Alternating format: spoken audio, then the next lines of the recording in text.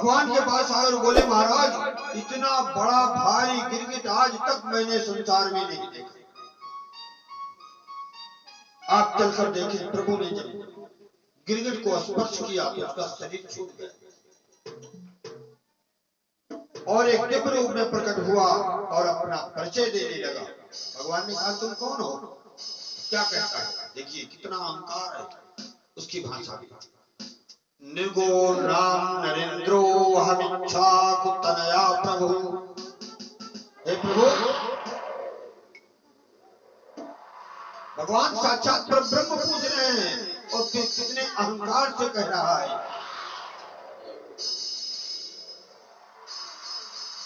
महाराज हमारा नाम नहीं सुना आपने?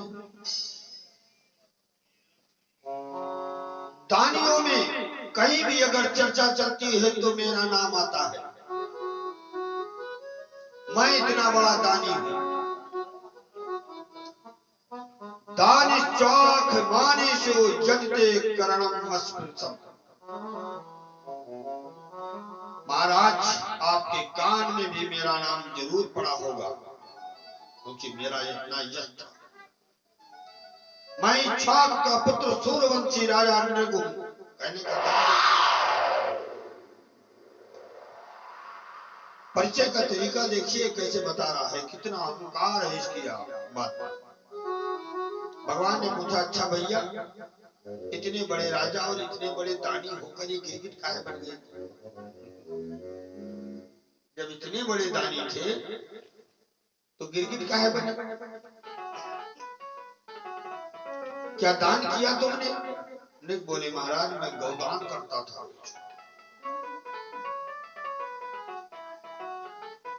और इतनी गायों का मैंने दान किया कि आकाश के तारे शायद कोई गिन ले, लेकिन उन गायों को कोई नहीं गिन सकता। आकाश के तारे गिनना संभव है लेकिन जितनी गाय मैंने दान किया है उनकी गिनती करना संभव है।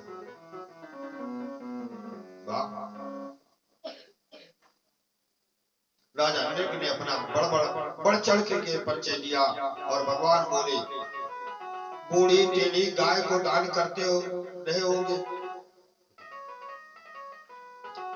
सो गिरगिट बन गए। नृग बोला नहीं नहीं महाराज मैं ऐसी गाय दान करता था जिसके बारे में सुनोगे तो कान खड़े हो जाएंगे। कहा कैसी गाय? कहा पयस्विनी तरुणी शील रूप गुणोपपन्ना कपिला हेम श्रृंगी। मेरी गाय एक से एक सुंदर दूध देने वाली थी, एकदम नई नई तरुणी युवा गाय, कपिला गाय, और जिसके सोने से सींग मड़कर चांदी के खुर मड़कर मैं दान करता था। न्याय अर्जिता रुप्य खुरा, न्याय से कमाया हुआ धन से मैं उसके खुर मड़वाता था चांदी से। सवत्सा दुकूल माला भरणा गदावहम। सवत्सा मतलब जिसके नीचे बचका होता था, ऐसी गाय दान करता था।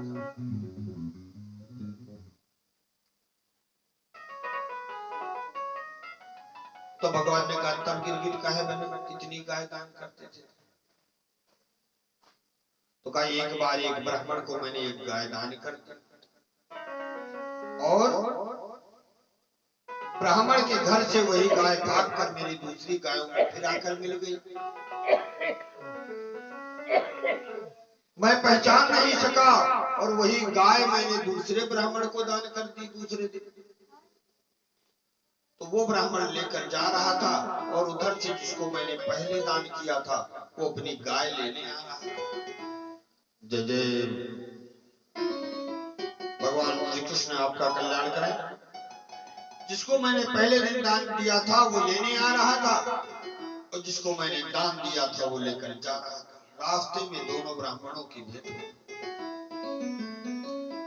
उसने कहा ये मेरी गाय है। तो कहा अरे महाराज अभी अभी मैं दान लेकर आ रहा हूं। तो कहा नहीं मैं तो कल ले गया था, तुम अभी ले आए। यही गाय मैं कल ले गया था। दोनों में झगड़ा होने लगी। बात कही होने लगा, आपस में टकरा गए। एक कहता है गाय मेरी है तो दूसरा कहता है नहीं मेरी, दोनों अपनी जगह पर सही।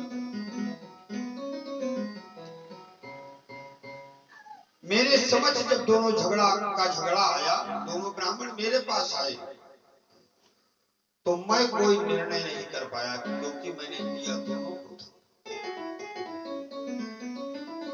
किसके पक्ष में कह देता कि मैंने तुमको नहीं दिया है? और दोनों ही ब्राह्मण उस गाय को छोड़कर चले गए, एक भी ब्राह्मण उस गाय को नहीं दिया। मेरे मरने के बाद जब मैं यमलोक पहुंचा, तो यमराज ने मुझसे पूछा, पहले पाप भोगोगी कि पुण्य?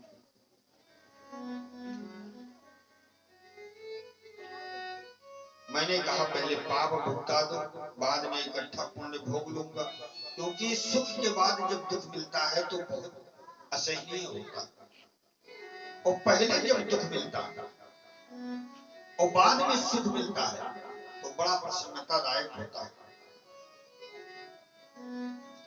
इसलिए कहा मुझे पहले दुख दे दो, पाप का फल दे दो, उसके बाद पुण्य।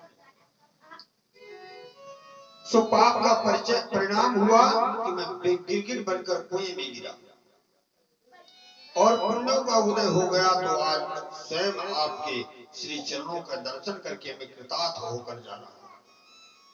और ऐसा कहकर चला गया। वहां पर ही भगवान ने अपने सभी बच्चों को समझाना प्रारंभ किया कि बच्चों, तुमने नृ की आत्म कथा सुन ली। ब्राह्मण और संत का अपमान अनजाने में भी बन जाए तो भी बहुत खतरनाक होता है। और ब्राह्मण और संत का ही नहीं, अपने से बड़े का किसी का भी अपमान नहीं करना चाहिए। शास्त्र कहते हैं, हमारे शास्त्र कहते हैं कि अगर आप बैठे हैं और कोई आपसे बड़ा आ जाए तो आसन तुरंत छोड़ देना चाहिए उसके लिए, कि आप बैठे। यही हमारी संस्कृति है, यही हमारे शास्त्र हमको सिखाते हैं। और जिसका ज्ञान जिसे हो जाए वही पंडित है, कि हमें कहाँ किसका सम्मान करना चाहिए, हमसे कौन उम्र में बड़ा है, किसका सम्मान करें और कौन मेरा सम्मान करे। अपने भी सम्मान का ध्यान रखना चाहिए। अपना सम्मान गिरा करके किसी से प्रेम भी नहीं करना चाहिए, कि अपना स्वाभिमान खत्म कर दे। लेकिन सामने वाले के भी सम्मान का ध्यान रखना चाहिए। कहते हैं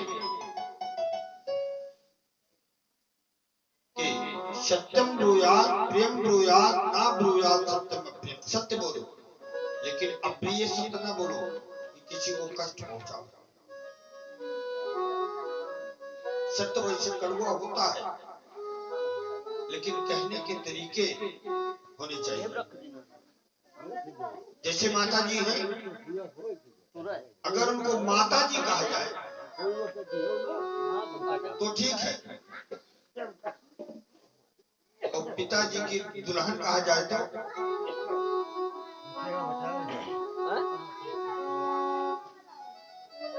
सत्य है। और पिताजी की पत्नी है, लेकिन हमारे मुंह से शोभा नहीं देता।